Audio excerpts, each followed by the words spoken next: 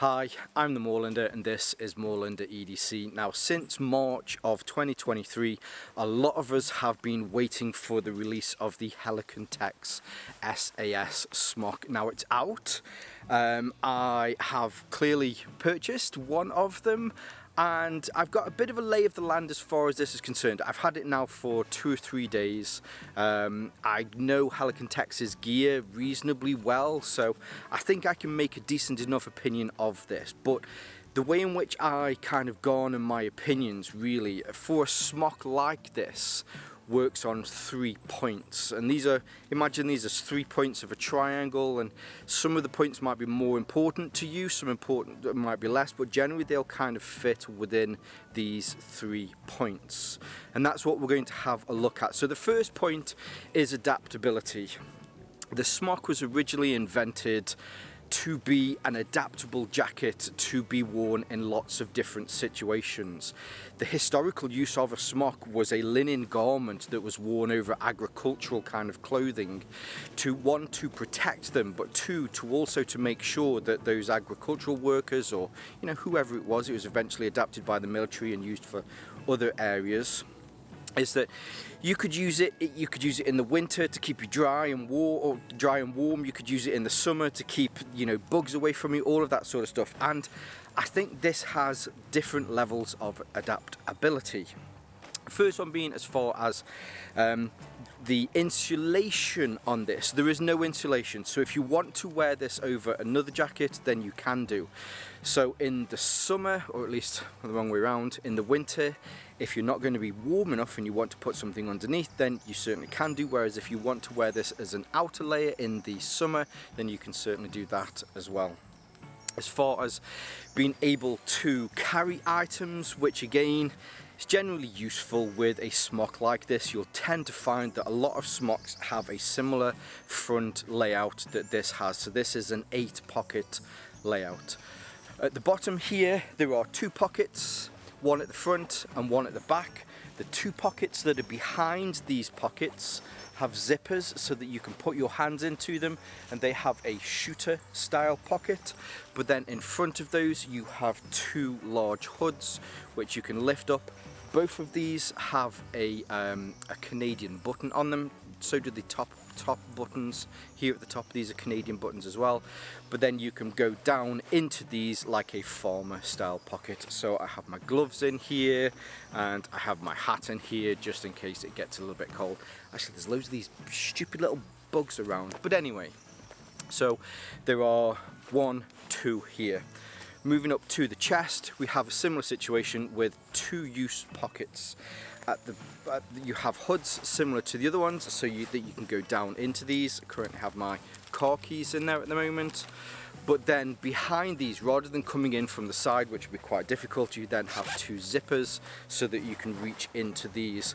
And these are pretty big, so actually, we'll have a look at the inside in a minute where you can see those pockets.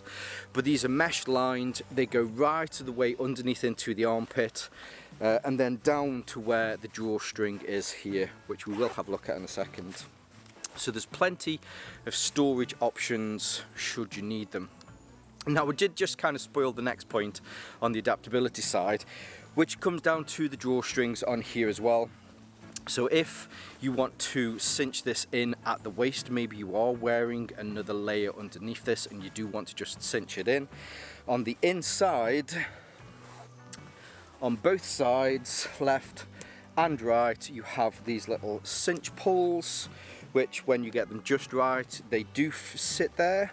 But if you want to loosen them off, they have those pinches on them and it will be able to loosen them off. You also have them, which historically, generally a smock like this would have, but generally they'd be on the front here. So when you did up your zip, there'd be some pulls here. Instead, Helikon-Tex have opted to have them on the insides on the side. So they're roughly either on your left hip or on your right hip, and then you have one on each side so that you can pull down on those rather than having them at the front. Last little bit, which kind of makes sense, comes in as far as the hood. So there is a hood with this. It's not a stowaway-able hood like you get with others, where maybe you'd want to fold this into the collar, but instead it just sits at the back. You have a pull cord at the back so that you can adjust it so that it will fit around your head better, and then also if you're cold and you're wanting to stop the rain from getting in, you'll then also have some pulls here that you can pull down, and that will be able to cinch it around your face. As far as adaptability is concerned, I think this score's actually quite high. This was designed to be almost a stepping or a step between two existing smocks, two existing anoraks that Helikon-Tex currently have. The heavier one of those would be the half zip anorak that's the Pilgrim, comes down to about here, which I have made some content, I'll leave a link here. And then the lighter version of that, which is another anorak, which is the Woodsman as well. So this was designed to be a step in between those. Now I will say, it seems strange that this one is full zip. Now I think as a smock like this it has to be full zip. However, with the other two being anoraks, it's kind of a strange choice. What I'd like them to do is maybe do a full recon or a mountain smock out of this as well, so that maybe then you've got kind of that next level smock should you choose to. Now the next point for me is durability, and being an outdoors style jacket, a smock really does need to be as durable as possible. So Helikon-Tex have gone to a tried and tested fabric that they've used a lot in the past, and that's Dura Canvas. So the Dura Canvas is a poly cotton elastin blend that does quite a lot. It does keep it reasonably tough walking through the woods like this. I certainly don't have to have any worries about snags or tears or anything like that, especially just against trees and branches. It also has some level of fire resistance as well. Now that's not to say that you can't get a lighter and you can't just set this on fire. That's more around the fact that if you're out camping and there's embers from fires and that sort of little bits that are flying around, then it's not going to catch, and you can brush that sort of stuff off.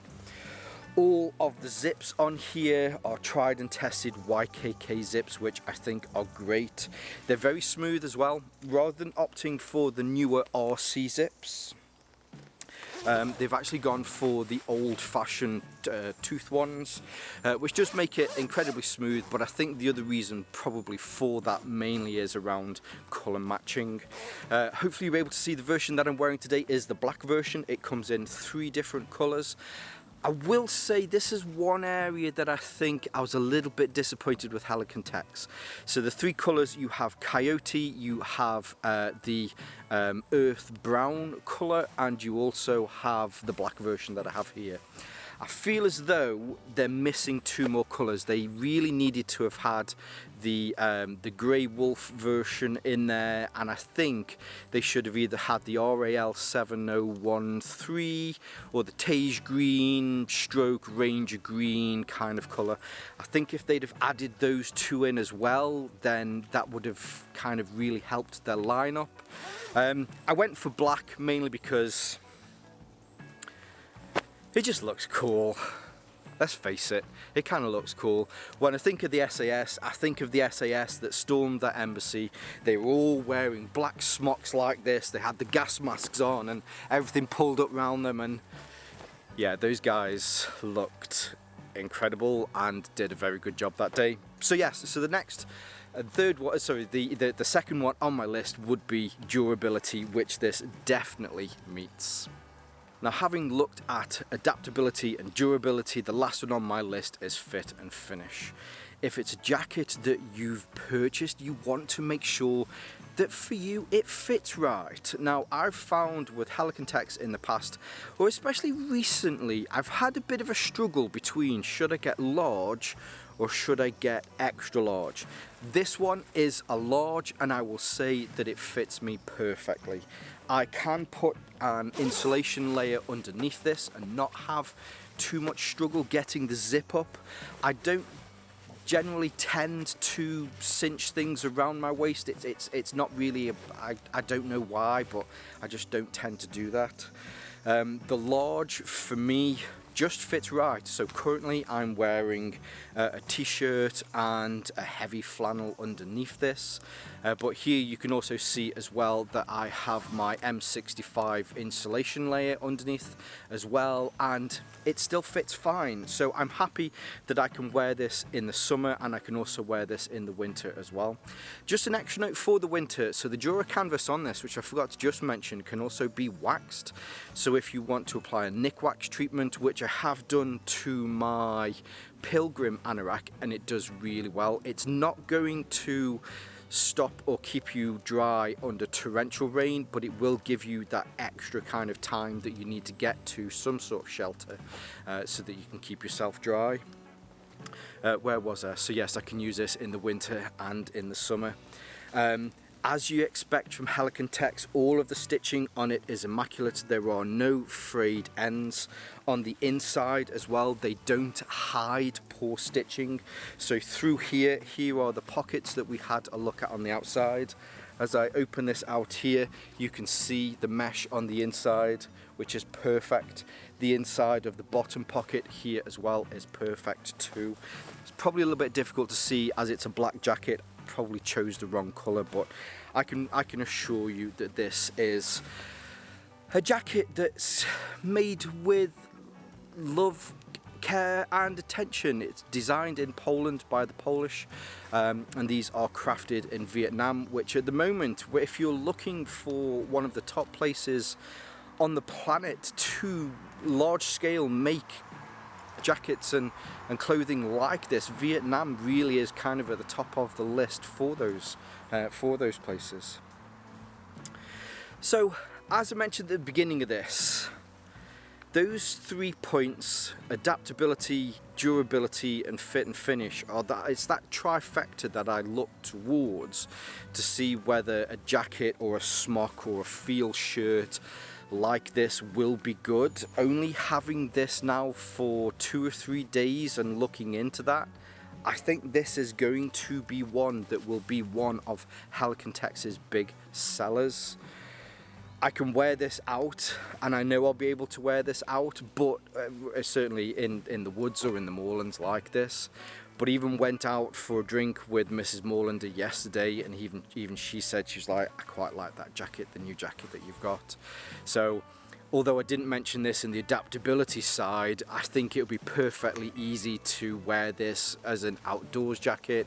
But then if you want to nip out for a pint with a few of the lads, then you can throw it on over the top as well, which I dare say the vast majority of us will be wearing a jacket like this. So there you go. It's been since March, nearly 12 months that we've waited to get our hands on this. I'm glad that it's out, and I'm glad that I've got one. You will 100% be seeing more from this in the future, as I will definitely be wearing it in other pieces of content. So of course I'll leave some links below so that you can see more from Helikon-Tex and where you can pick one of these jackets up. At this moment in time, Military First, so I want to give a huge shout out to Military First. Military First have supported my channel, especially as far as Helikon-Tex products is concerned. I did buy this directly from Helikon-Tex, but keep your eyes on the Military First website. I'm sure they'll have them in soon. So yes, I'll leave all of those links below. I'll leave some of my social media links below as well, so that you can see more from me here on Moorlander EDC and my sister channel, Moorlander Tactical. But for now, as always, stay safe, stay Moorlander, stay EDC. Now for you, you know, you can move around in this within this area, but for me, no. It's going to be something that is useful. So that's what we're going to have a look at today. So the first criteria, for fuck's sake, I think there's probably something that people kind of either overlook. No, I think for a jacket that you're going to be wearing, or you know, you want to wear and you want to keep and wear for a long time, fit and finish really helps. No one in adjustability,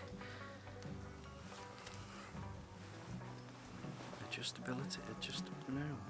Why am I being an idiot? Why am I being adapt? The triangle is tits. What is it? It's you fit well. You just want it to be comfortable when you wear it. Nobody in the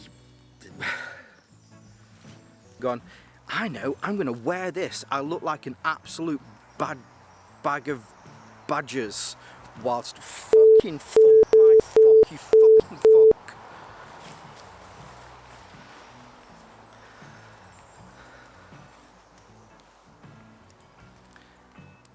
Now having looked at adaptability, durability,